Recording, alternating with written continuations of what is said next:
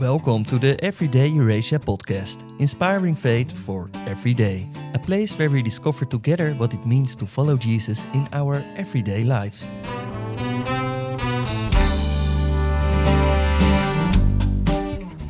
This week we're hearing stories and testimonies from Nazarene Cafés across the region. They remind us that the church isn't only about what happens on a Sunday morning. Cafe ministry can be a place that brings people together when walking through the doors of a church feels like too big a step. A place where people can encounter Jesus right in the middle of everyday life. We hope you are inspired as we hear from baristas, pastors and volunteers as they bring a ministry of presence, care, a listening ear, great coffee and the love of Jesus Christ to the people around them. Today we're listening to Pastor Jason Nike. Jason is the lead pastor at Fresh Ground, a Nazarene Church, cafe and community hub based in Battersea, southwest London, United Kingdom. He also serves as the Greater London Assistant District Superintendent. Jason will speak this week about Cafe Fresh Ground. Hello, I'm Jason, pastor of Fresh Ground Church of the Nazarene in Battersea in London. Now, about 10 years ago, we opened a cafe. Now, that might not sound like the obvious place to start a church. Some people plant churches with a worship band, a preaching and ministry team, Sunday services. But we planted a cafe.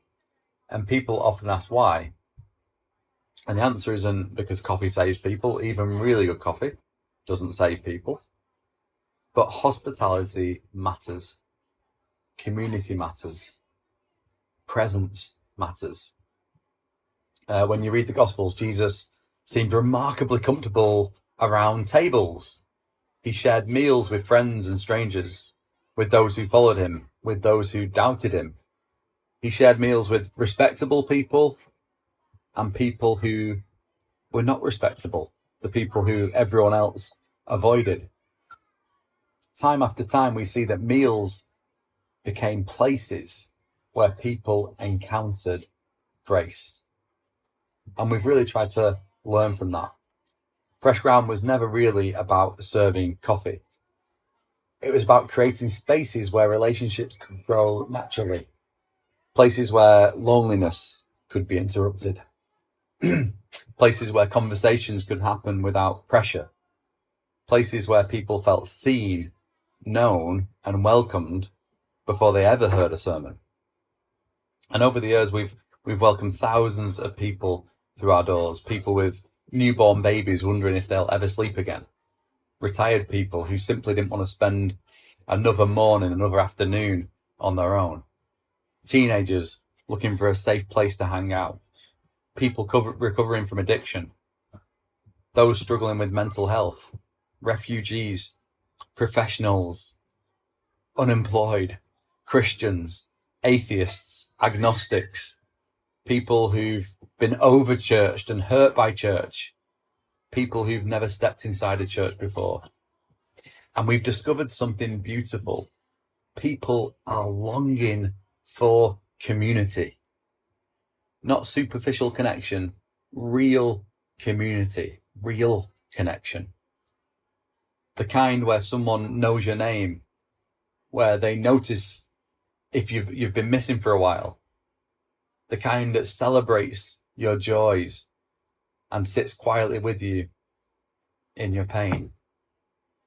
But over these last 10 years, we've learned something else too. Community, hospitality, wonderful though these things are, they aren't the destination. It can become tempting, can't it, to think that if we've created a friendly cafe, if we've run really good community groups, if we've made everybody feel welcome, then we've completed the mission. But Jesus didn't simply invite people to belong. He invites them to follow him. Hospitality is deeply Christian. Community reflects the kingdom of God. These things, they're not optional extras, but neither are they ends in themselves. Every cup of coffee, every conversation across the table, every act of kindness whispers something about the God who welcomes us before we've earned it. Our hope here at Fresh Ground has never simply been to build a community hub. Our hope is that through genuine friendship, authentic hospitality and patient presence, people might begin their journey to getting to know the one who welcomed us first. If we've learned anything over these 10 years, it's this. People in a multicultural, pluralistic city like London, and quite possibly in other contexts as well, they don't want Jesus marketed to them in a sales pitch. I want you to think of those charity workers who stop you with a clipboard whilst you're going down the high street, trying to convince you that their cause is worthy and to sign you up for a £20 donation each month. Yes, they're well-meaning, but they're a nuisance. If you're honest, you usually try and cross the street to avoid them. On the occasion they did manage to stop you and you signed up for the donation, it was probably done a little bit begrudgingly, or because you were too polite to say no. I'm pretty sure there are some donkeys out there living their best life because I was too polite to say no and forgot to cancel the direct debit. It's rare that anyone comes to faith because you've told them about the Bible and won a debate about the existence of God and the resurrection. Even rarer when you've told them to turn or burn through a very questionable portable PA system on the street corner. Far more often, they experience it through being loved, through consistency, through ordinary people faithfully showing up day after day, through a smile, a remembered name, a listening ear, a shared meal, a community that reflects something of Christ long before it explains him. They experience it through authentic relationships. What do I mean by that? I mean relationships that don't have hidden agendas. Relationships where you genuinely care about and see people. Where they are valued for who they are, not for their potential to be a number in the church statistics. Now, of course, any authentic relationship is reciprocal. As you get to know people and what makes them tick, they too get to know you. And if what makes you tick is Jesus, then Jesus is shared. Without agenda, without some manufactured attempt to try and shoehorn him into every conversation. We're still learning. We're still getting things wrong.